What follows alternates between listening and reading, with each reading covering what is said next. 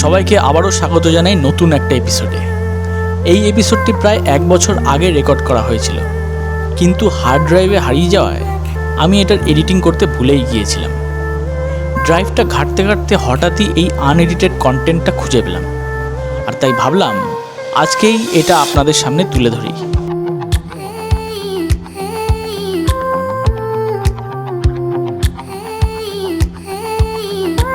সুন্দর একটা দিনে আমাদের 3 বন্ধুর দার্জিলিং থেকে মিরিক যাওয়ার ট্যুর ছিল এটি। আগের রাতেই আমরা ঠিক করেছিলাম যে মিরিক রুট দিয়ে শিলিগুড়ি যাওয়ার পথে বেশ কিছু দারুণ ভিউ পয়েন্ট পড়ে, আর সেগুলোই আমরা এক্সপ্লোর করার সিদ্ধান্ত নিই।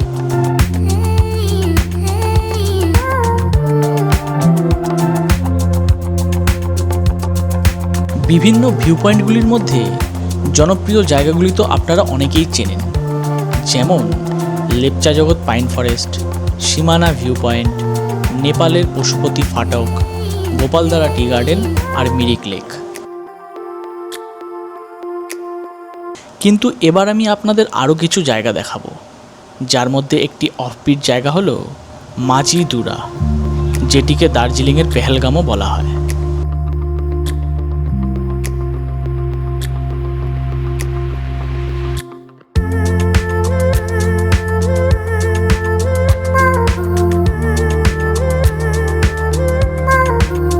প্রথমেই আমরা লেপচা জগৎ পাইন ফরেস্ট ভিউ পয়েন্টের কয়েক কিলোমিটার আগে একটা নতুন তৈরি হওয়া ভিউ পয়েন্টে দাঁড়ালাম, যেখানে প্রথম নজরই কাড়বে আপনার এই আই লাভ লেপচা জগৎ লেখাটি দেখে। তারপর আরও ওপরে ওঠার জন্য আমরা মাটি ভরা সিমেন্টের বস্তা দিয়ে তৈরি ভাঙাচোরা অথচ ব্যবহারযোগ্য সিঁড়িগুলো দিয়ে এগিয়ে চললাম।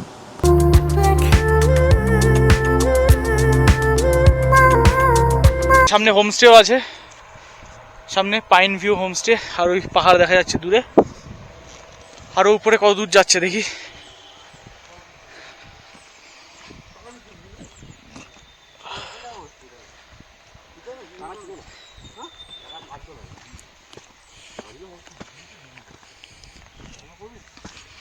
এই অবধি কোনো টিকিট ছিল না, বাট উপরে ফরেস্ট ইকো ট্যুরিজম থেকে টিকিটের ব্যবস্থা করেছে, 20 টাকা করে টিকিট। আর সামনে হচ্ছে পার্ক আছে, দেখা যাক কি আছে। একেবারে উপরে ওঠার পরে আমরা সেখানে বসার চেয়ার এবং সি সও দেখতে পেলাম।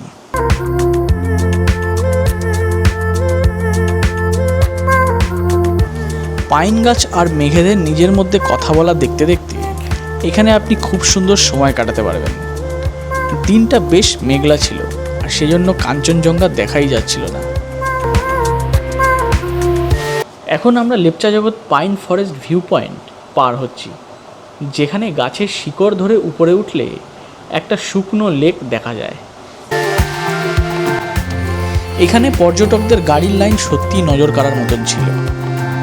এই ভিউ পয়েন্টের নতুন সংযোজন হলো গাছের শিকড় দিয়ে তৈরি এই রুট ব্রিজটি।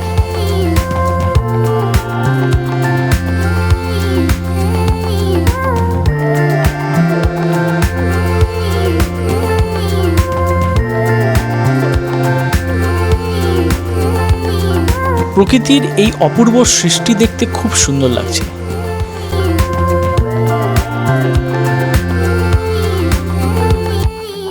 পাইন গাছগুলি একদম সারিবদ্ধভাবে একটার পর একটা এমনভাবে দাঁড়িয়ে আছে, ঠিক যেমনটা আমরা স্কুলের মর্নিং প্রেয়ারের সময় দাঁড়াতাম।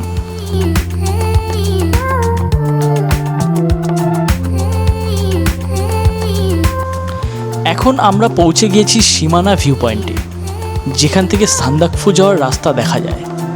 এই গ্রামটি সম্পূর্ণ প্লাস্টিক ফ্রি ভিলেজ।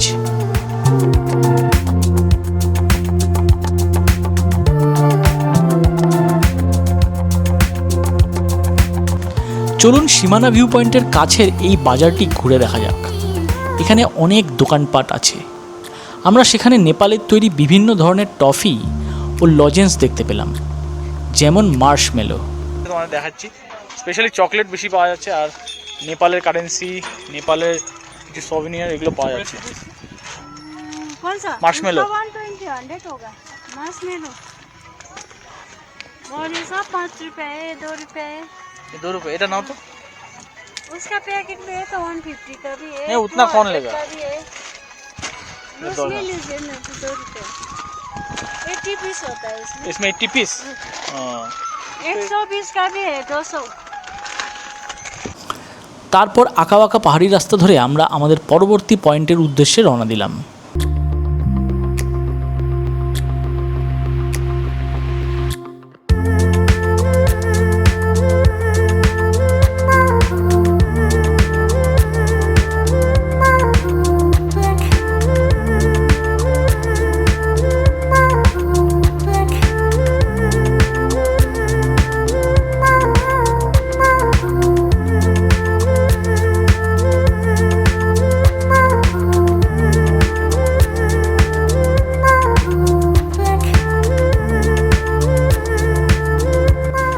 আমরা পশুপতি ফাটকে না থামার সিদ্ধান্ত নিলাম, কারণ আমরা নেপালে যাচ্ছিলাম না।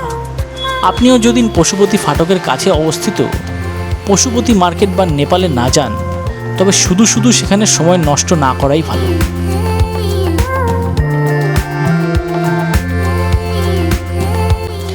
এটি এই এপিসোডের মূল আকর্ষণ, সুখিয়াপোখরির কাছে এক শান্ত মনোরম অফবিট ডেস্টিনেশন, যেটিকে প্রায় উত্তরবঙ্গের মিনি পেহেলগাম বলা হয়। ঘন পাইন ফরেস্ট, খোলা সবুজ বনভূমি আর কাঞ্চনজঙ্ঘার অপূর্ব দৃশ্য এখানকার পরিবেশকে একদম কাশ্মীরের উপত্যকার মতন করে তুলেছে।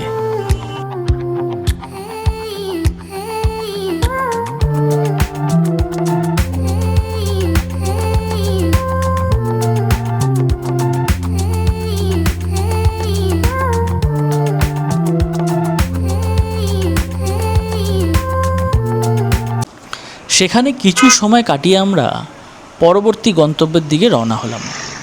আমরা গোপালধারা টি গার্ডেন স্কিপ করলাম, কারণ এটি দার্জিলিংয়ের অন্য যে কোনো সাধারণ টি গার্ডেনের মতোই। তবে চারপাশের প্রাকৃতিক সৌন্দর্য সত্যিই দেখার মতন ছিল। পাহাড়ের উপর দিয়ে মেঘেরা তুলোর মতন ভেসে বেড়াচ্ছিল।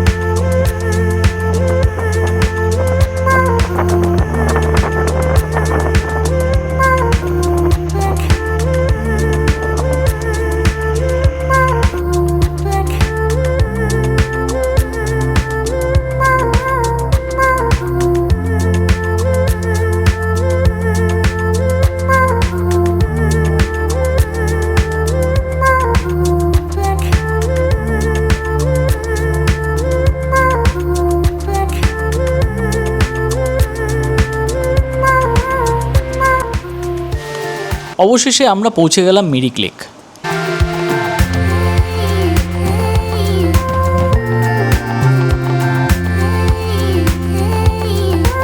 এখানে বোটিং এবং ঘোড়ায় চড়ার ব্যবস্থা আছে, যেমনটা আপনারা বোটিংয়ের এই রেড চার্ট দেখতে পাচ্ছেন।